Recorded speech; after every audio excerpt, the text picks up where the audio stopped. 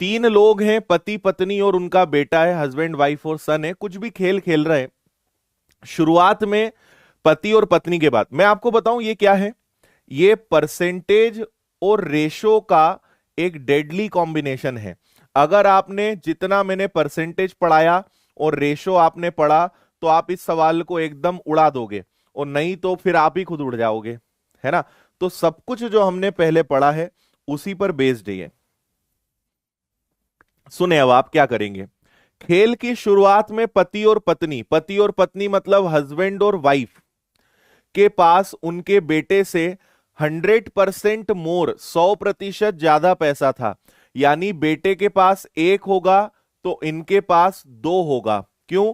अगर बेटे के पास मैं 100% पैसा मानूंगा तो इनके पास 100% मोर मतलब 200% होगा। तो अगर बेटे के पास 100 है तो इनके पास 200 होगा। This is why ratio of husband wife is to son is 2:1। समझ में आया? हस्बैंड और वाइफ के पास अगर दो है तो सन के पास क्या हो जाएगा? एक हो जाएगा। लेकिन पत्नी और पुत्र के पास मतलब वाइफ और सन के पास हस्बैंड से 300% पैसा ज्यादा है। हस्बैंड से 300 पैसा ज्यादा, हस्बैंड को 100 मानेंगे तो 300% मोर, यानी इनके पास 400 पैसा होगा। तो इनका रेशो बनेगा 4:1, 4:1। काम खत्म। अच्छा, ये कब की बात है? ये खेल की शुरुआत में है। अब जब खेल इन्होंने खेला, भाई पहले हुआ क्या कि इन्होंने कुछ भी रुपए लेकर बैठे, लेट्स से कि 10,000 रुपए, 20,000 रुपए, कुछ भी रुपए लेकर बैठे कि चलो अपनी आपस में खेलते हैं, देखते हैं कौन जीतता है। शुरुआत में जब गेम हुआ तो ये रेशो था। जब गेम एंड हुआ तो पैसा इधर उधर हो गया होगा, कोई जीत गया होगा, कोई हार गया होगा। तो जब गेम एंड हुआ उस समय जब यही रेशो हम बनाने गए तो इन्होंने कहा कि हस्बैंड और वाइफ के पास उनके बेटे से अभी भी उतना ही 100% मोर है। मतलब ये 1 है तो इनके पास 100% मोर मतलब 2 होगा। और फिर आपसे कहा है कि पति के पास पत्नी और पुत्र से 12.5% कम है। देखो, वाइफ और सन से हस्बैंड के पास 12.5%, 12.5% मतलब 1/8। अगर इनके पास 8 होगा तो हस्बैंड के पास 1 यूनिट कम होगा, यानी 7 होगा। हस्बैंड के पास वाइफ और सन से 12.5% लेस, 1/8। अगर इनके पास 8 है तो इनके पास कितना होगा? 7 होगा। बस, ये खेल हो गया। आखिरी में 800 रुपए मिले, ये कोई काम का नहीं है। पत्नी के धन में प्रतिशत बदलाव बताओ। Percentage change in money of wife is. अब मेरी बात बहुत गौर से सुनिएगा। ओके, सुने। आप ये बताइए कि यहां पे हस्बैंड वाइफ और सन तीनों है, यहां पे भी हस्बैंड वाइफ और सन तीनों है, यहां पे भी हस्बैंड वाइफ और सन तीनों है, यहां पे भी हस्बैंड वाइफ और सन तीनों है। जब लोग वही हैं तो रेशो अलग अलग क्यों? उनका योग अलग अलग क्यों? यहां पे इनका सम, इनका योग 3 आ रहा है, यहां पे इनका सम 5 आ रहा है, यहां पे इनका 3 ही आ रहा है, और यहां पे इनका 15 आ रहा है ना। अगर हमने रेशो में सीखा था कि अगर लोग सेम है तो उनका रेशो भी सेम होना चाहिए, यानी उनका सम इक्वल होना चाहिए, उनका अनुपात बराबर होना चाहिए, है ना।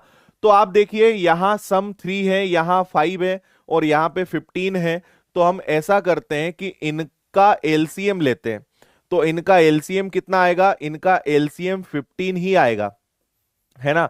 मतलब हम सभी को क्या बनाएंगे? सभी को 15 बनाएंगे। तो मुझे आप ध्यान से बताना कि क्या इसमें 3 का गुणा कर दें, सॉरी 5 का कर दें, क्योंकि ये 3 है, 3 इंटू 5 15। ये कितना है? 4 + 1 5 है, इसको 3 से मल्टीप्लाई कर दें।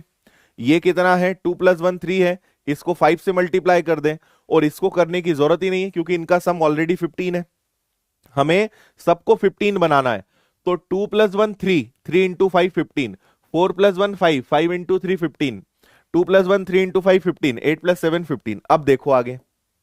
तो अब आप मल्टीप्लाई करो, 5 2 जा 10, 5 इंटू 1 5, 3 4 जा 12, 3 इंटू 1 3, फिर 5 इंटू 2 10, 5 इंटू 1 5, और this is already 8 and 7, no change, right.